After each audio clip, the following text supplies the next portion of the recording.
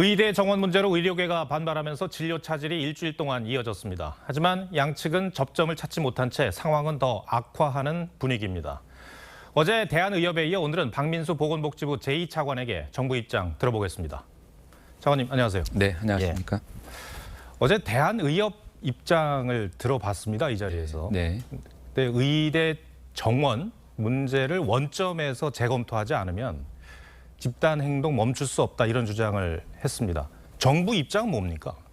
저희들 이미 사회적 논의를 충분히 거쳐서 증원 규모를 정하였고 그렇게 정한 것에 대해서 지금은 전공의들을 중심으로 지금 의료 현장을 떠나 있는 상태 아닙니까? 네.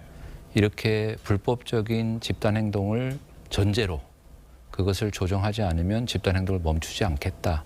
이런 것들은 정말 불법을 전제로 한 어떻게 보면 국민에 대한 협박이라고 저는 그렇게 생각이 들고요. 예. 정부가 거기에 대해서 그것을 굴할 수가 없습니다. 예. 우리는 이제 정원에 대한 규모나 앞으로 의료 체계를 바꿔나가는 노력, 이것은 지금 시급히 하지 않으면 앞으로 국민들에게 더 많은 고통들이 있을 것이기 때문에 국민을 중심에 놓고 모든 정책 결정 그리고 앞으로의 그 의사결정 이런 것들을 해나가겠다 이런 말씀을 좀 드립니다. 일단 이런 식으로 전공의들이 의료 현장을 떠나는 것은 불법이기 때문에 이 부분은 용납할 수가 없고 그렇습니다.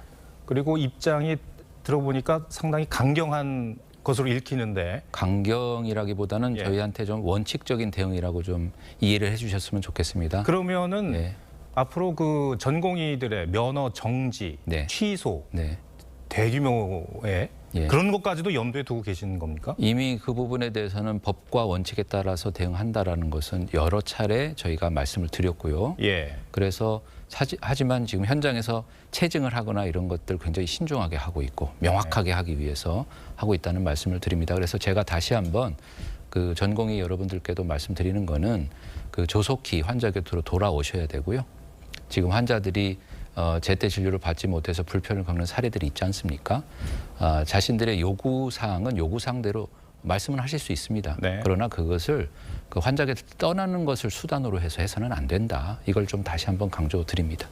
어제 의협 입장을 다시 한번 전해드리면 정부에서는 28차례 그 의대 증원 문제를 놓고 논의를 했다라고 이제 말씀을 하시는데 의협은 거짓말이다. 어제 그렇게 얘기를 하시던데 반론 듣고 싶습니다. 그렇게 거짓말이라고 하시면 안 되고요. 28번 만난 게 사실이고 특히 5차, 8차, 10차 그리고 20, 21, 22, 23차까지 요거는 다른 거 말고 의대 정원만 가지고 논의를 한 겁니다. 근데 저희들 TV 토론도 한 번, 두 번 했지 않습니까? 보시면 알겠지만 계속 의사 수는 부족하지 않다라는 주장만 반복을 하고 계세요. 그래서 이제 그분들 얘기는 이런 겁니다. 2,000명이라는 숫자를 한 번도 제시하지 않았지 않느냐. 그런데 저희가 정책 결정을 할 때 의사들을 허락받고 해야 되는 것은 아니지 않습니까?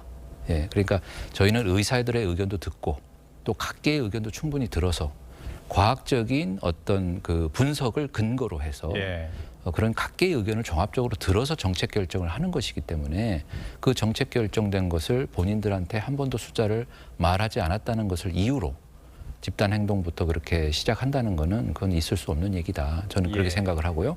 아까 전문위원회에 의협 추천 인사가 들어가지 않았다고 했는데 그 보정심사나의 전문위원회는 각계의 추천을 받아서 구성한 것이 아니고 그야말로 보정심을 보좌하기 위해서 전문가들로 구성된 단체고 보정심 본위원회에 의협, 병협 이런 다 그 위원들이 계시기 때문에 거기서 논의가 안 됐다는 것도 좀 저는 납득이 잘 안 되는 그런 설명입니다. 알겠습니다. 아까 그러니까 전공의들의 불법에 대한 원칙 대응을 먼저 강조를 하셨는데 말씀을 들어보면은 지금 일주일 동안 이어졌던 의료 차질 그런 일이 더 이어질 수도 있을 것 같다는 생각이 드는데 그렇다면은 이 의료 공백 이 문제를 정부에서는 어떻게 대처하실 생각이세요? 그러면?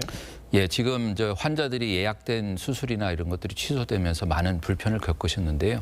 저희가 생각했던 것보다는 그래도 현장에서 큰 문제 없이 잘 적응이 돼 나가고 있고 이 부분은 아마 국민들께서도 많은 협조를 해주시는 것 같습니다. 그러니까 이제 가벼운 질병의 경우에는 큰 병을 가지 않으시는 그런 협조도 있으시고, 그다음에 지금 잔존하는 의료진들께서 굉장히 애를 많이 쓰시고 계세요. 그래서 그런 분들의 그 노력 이런 것들이 덧붙여져 있는데요. 저희가 비상진료 대응 체계는 지난번에도 설명드렸지만 지금 상급병원에 큰 대형 병원에는 기존에는 50% 정도는 지역의 병원에서도 충분히 진료가 가능하신 분들이고 나머지 50% 정도가 중증응급에 해당하시는 환자분들인데 그래서 잔존 있던 이 인력을 가급적이면 이 중증응급 치료에 집중할 수 있도록 체계를 지금 개편하고 거기에 필요한 각종 규제를 해소를 했습니다. 예를 들면은 그 외상센터 인력들도 다른 쪽에 이제 활용할 수 있도록 규제를 풀었고요. 입원 전담 전문의에 대한 규제도 풀었고, 그다음에 재정적인 지원도 지금 시작을 했습니다.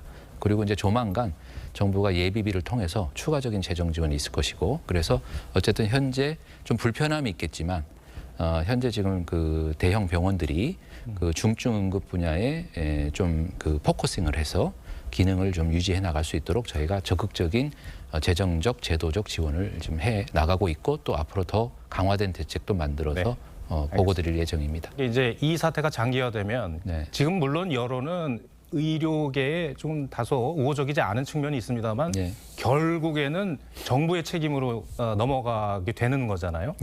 이 사태 해결을 위해서 정부가 어떻게 해야 될 것인지 간략하게 설명해 주시고 마무리하겠습니다. 정부가 다양한 노력을 기울이고 있다는 말씀을 좀 먼저 드립니다. 그런데 이러한 지금 사태가 사실은 반복적으로 그동안 이루어져 왔습니다.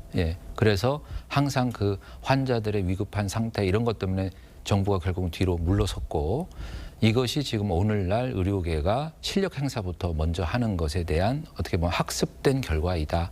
반드시 이 부분은 대한민국이 극복해야 될 과제이고 국민들께 정부로서는 협조 요청을 드립니다. 그래서 가벼운 질병은 지역에 있는 병원, 의원들을 좀 주로 이용해 주십사 다시 한번 좀 부탁을 드리고, 정부는 최대한 비상진료 체계를 강고하게 유지를 해서 큰 병원은 중증 응급 환자가 차질 없이 진료받을 수 있도록 체계를 유지해 나가겠습니다. 그리고 의료계와의 대화도 지속적으로 열린 마음을 갖고 열어서 이 사태가 하루속히 해결될 수 있도록 정부로서는 모든 수단과 방법을 동원하고 최선을 다하겠다는 말씀을 드립니다. 네, 알겠습니다. 박 차관님, 오늘 설명 잘 들었습니다. 고맙습니다. 고맙습니다.